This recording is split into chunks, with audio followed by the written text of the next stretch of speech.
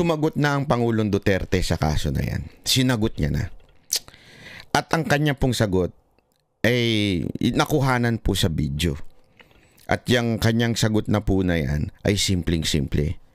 Kung kayo ay busy sa pamumulitika at kung kayo ay you're trying to destroy yung mga taong mabubuti, katulad nila Bato, nila Bongo, nila na mga dati pang PNP chief. If you are busy destroying us, I am busy giving hope sa mga kababayan natin. Ito po. Tanawa. Muna ihatag na po ninyo. Tanan man mga gari kita ka tagsagin. Ayong hilak. Mo ni papilin niyo. Okay na?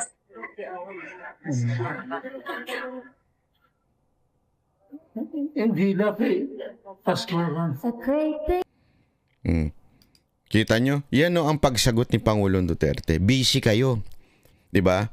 Busy kayo sa matinding pamumulitika nyo. Ako, busy ako na magbigay ng hope para ho sa ating mga kababayan. Yan po ay taon-taong ginagawa ni Pangulong Duterte. Mula pa ng mayor siya, ginagawa niya na po yan. Hindi po siya namumulitika. Dahil sabi ko nga sa inyo, paano mo malalaman ng isang tao ay hindi trapo? Kung siya ay consistent sa ginagawa niya. Eto ho, mula pa nung mayor siya, ginagawa niya na po ito. As in, pinupuntahan niya yung mga kababayan nating may cancer, lalo na yung mga bata. Kasi dyan po malambot ang ating Pangulo sa mga bata. Hindi, alam mo, ito seryosong usapan na ho ito ha. Kasi minsan we miss the reason for Christmas. Ito sana makinig tayo. I'm not trying to be religious here. I'm not a religious person. But somehow we forget the real reason for Christmas, which is the giving of God yung kanyang anak. 'Di ba? The essence of Christmas is John 3:16. Alam na natin, kabisado natin yan. For God so loved the world that He gave. Ano ibig sabihin nun? Supposedly, ang tunay na pagmamahal ay giving. Love is equals to giving. Christmas is love equals to giving. Minsan kasi pag Pasko, ang puso natin, ano ba yung matatanggap ko? Ano yung pamasko ko sarili ko? Diba? Yun eh. Ano yung benepisyo ko? Ganyan ang mga congressman. Mr. Speaker, Merry Christmas. Ano ba atin dyan? Mr. Speaker, Pasko na oh. Tinodo namin yung utos ninyo. As in, binash na kami ng todo-todo ng mga, lalo na itong mga banateros na to. Mga gago talaga. Binash na kami ng todo-todo. Paano ba? Mag-break na. Saan ba kami pwedeng magbakasyon ng kabit ko? Di ba? Hindi, totoo. Yan noon talagang senaryo. Kabit muna bago yung, sa Pasko na lang, sa 25 yung asawa. Pero mula ngayon hanggang sa 24 dun muna sa kabit. O, tama, mali. O. Paano na to? Paano kami makakalamyerda, di ba? Alam mo naman, bibili na ako ng patek, ganun. Bibili ako ng Rolex. Bibili ako ng sports car na Mercedes-Benz. Paano na? Dahil naman kukunin ko lang lagi sa tights.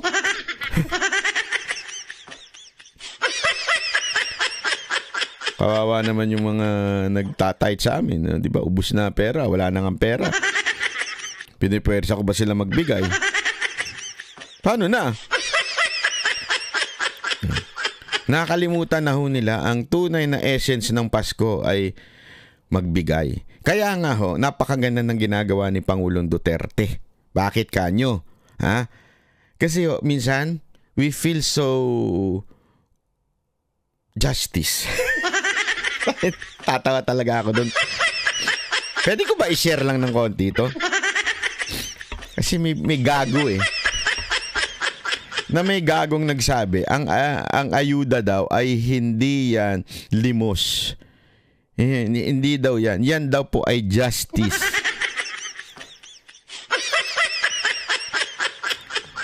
Palpak talaga yung mindset. Alam nyo kung bakit palpak yung mindset na justice? Kasi when you say justice, ang isang bagay, hindi man siya literal, pero ang simpleng sinasabi mo, karapatan mo yan. Kasi nga, you are asking for justice. Diba? So, kunwari ako, pupunta ako sa husgado. I need justice because ninakawan ako. Kailangan ko ng hustisya. Nilapastangan ako. Kailangan ko ng hustisya. Ano ibig sabihin nun? It is your right. Karapatan mo yan na magkaroon ng hustisya.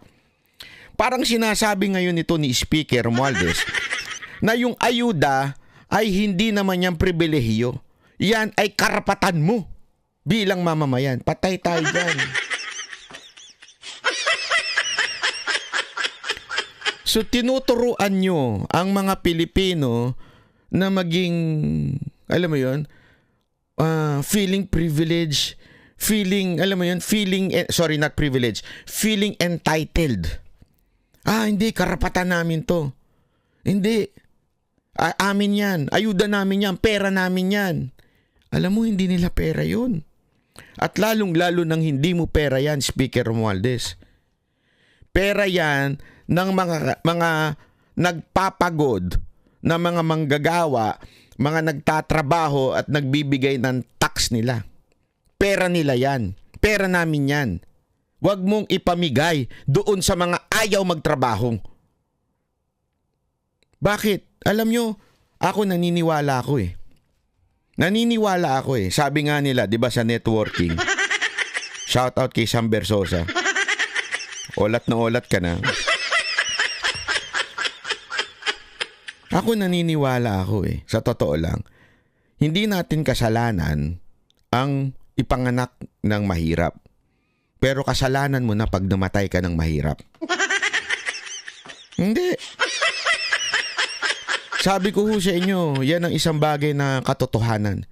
Hindi kasi ako naniniwala na na hindi tayo pantay-pantay ng oportunidad sa buhay. Hindi totoo yan. Bakit? Meron ba dito 26 oras ang araw niya? Wala, di ba? Lahat tayo 24. Nagkataon doon sa 24 oras, mga 16 hours doon tulog ka. Hindi pala. Mga 12 hours doon tulog ka. Tapos yung mga 4 hours doon nagchikichismisan kayo ng kapitbahay nyo. Pinagchichismisan nyo yung iba. Anong ibig ko lang sabihin? Pantay-pantay ho tayo ng binigay na Diyos na 24 oras. Ang problema, hindi natin ginagamit sa tama kaya naghihirap tayo. Tapos ngayon, naghihirap tayo, hindi na nga kayo nagtatax. Mag-aantay pa kayo sa gobyerno ng ayuda, di ba? Alam niyo kung bakit? Yan ang gustong mangyari ng mga politiko. Ang bawat Pilipino nakaasa lang sa mga politiko. Ultimong sumasahod ka na. Yan ang prinsipyo ng AKAP eh. Sumasahod ka na, kulang. Penge, gobyerno. Ito mga kababayan, this is a reality in life. Yun ang magiging attitude ng tao. Kulang ang pera ko kasi hindi kaya nung trabaho ko. Isang waiter lang ako, isang security guard lang ako. Tama naman eh. Kulang talaga. Pero mga kababayan, take a look, bigger picture. Sa ibang bansa, kulang din ang sahod nila para sa kanilang standard of living. Kaya marami tayong kababayan dito sa Japan, 2 trabaho. Sa umaga, nagtatrabaho, nursing, sa gabi, arbaito. Hindi, totoo po. Bakit? Kulang kasi. Ibig sabihin, don't tell me na sa Pilipinas lang kulang ang sahod. Sa totoo lang, pareho lang eh. Alam mo kung bakit? Ang baba na mga bilihin doon eh. I mean, kukumpara mo dito mataas na ngayon. Pero kukumpara mo pa rin dito. Magkano tubig dito? Magkano tubig dito? 'Di ba? Magkano yung alam mo yun, magkano kuryente, magkano internet, paano tumira dito? As in, yung 50 mil mo dito na apartment ay sobrang liit po nun. Sa atin, ng 50 mil po, nasa BGC ka na. So ano ibig ko sabihin? Yung standard of living dito, ay, mataas kasi. Kaya kailangan nila magtrabaho ng doble, tatlo, at wala na silang time magchismisan. Minsan lang sa umise. Doon, medyo may siraan ng konti doon. So anong punto ko? Sa Pilipinas, ginagawa kayong tamad. Kulang ang sahod ko, hingi dala ako sa gobyerno ng akap. Sino congressman dyan magdadala ng akap? Yun ang boboto ko. O tanga. Hindi mo alam, binibigyan ka ng ganito pero magkano ninanakaw sa'yo. Ikwentahin nyo yan yung akap na yan. Magkano yan? 21, I think 21 billion sa congressman. Tapos ilang billion lang sa Senado. Pagka kinwenta mo yan, at dinivide mo, ang laki. Meron ngang gumawa ng computation yan eh. Ang laki bawat distrito. Milyon. Tapos ang pinamimigay lang 5,000, 2,000 sa iilang tao. So sa madaling salita, business-wise, panalo. Panalo negosyo. Di ba? Kumita ng siguro mga mababa na 50 mil yung isang congressman. Ang pinamigay lang niya mga 2 million, 3 million. Dinaig pa yung yung mga networker di ba? Yung overpriced na mga produkto sa networking. Mantakin mo, sabon binibenta ng 1,000. Di ba po? Anong ibig ko lamang pong sabihin? Kaya tayo nagiging ganun yung bayan natin. Hindi nagtatrabaho. Dahil, dito nga sabi ko nga sa inyo, pag nakipagkwentuhan kayo sa mga Hapon, kahit sa Pilipino, Hapon, dalawa trabaho nila. Yung mga estudyante, nasa gabi, nasa mga club. Tama, mali? Anong club? Yung mga nagsiserve ng mga drinks. Ganun. Kayo naman, dudumi ng isip nyo. Wala namang club dito na katulad sa atin, may nagsha-shower. Walang ganun dito. Hindi ko lang alam siguro. Hindi, totoo naman. Hindi ko naman alam yung mga ganyang bagay dito. Alam naman tayo dito, mga lang, yung mga inom-inuman lang na may ihaw-ihaw. Yan ang favorite natin dito. Pero may mga kababayan ako dito. Siyempre, nakakakwentuhan natin sa mga umise. Sa gabi, talagang trabaho sila umise. Tapos, kikwento nila, sa umaga nagtatrabaho pa kami. Sabi ko, bakit? Hindi po ba sapat yung kinikita ninyo sa umise? Kasi mahal lang. Siyempre, alam naman natin, pagka umise, ang mahal dyan, di ba? Laki ng kinikita. Sapat naman. Kaya lang, siyempre, mataas ang standard of living dito. Tapos, panay message pa yung mga jowa namin sa Pilipinas. Si inanay nagkasakit. Si kuya nagkasakit. Si tatay, si uncle nagkasakit. Lahat na lang ng kamag-anak na nagkasakit sa inapunta, no?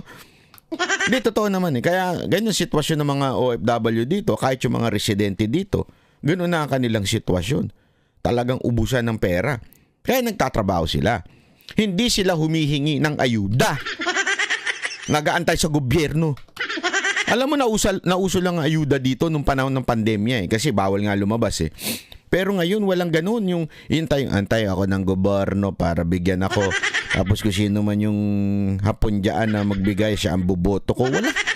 Only in the Philippines yan na wala akong trabaho. Pengen ko ayuda. 4 piece tayo. May trabaho ko, kulang sahod. Akap tayo, akap. Ang ina niyan. Tapos, anong nangyayari? Pag uwi, nakatambay sa labas, nagiinom. Sino? May kasamang mga kachismisan. Si kuya, si pinsan. Inuman tayo, Brad. Kahit hindi weekend, inuman ng inuman. Tambay ng tambay. Kaya, hindi mo napansin?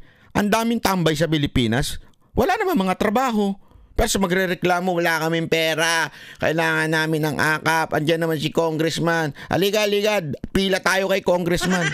Saan ka nakakita ng gusto mo magpagamot, pipila ka sa mga congressman? Gusto mo nang kailangan mo mag-survive, pipila ka sa... Ano talagang ginagawa ba tayong patay gutom nitong mga congressman natin?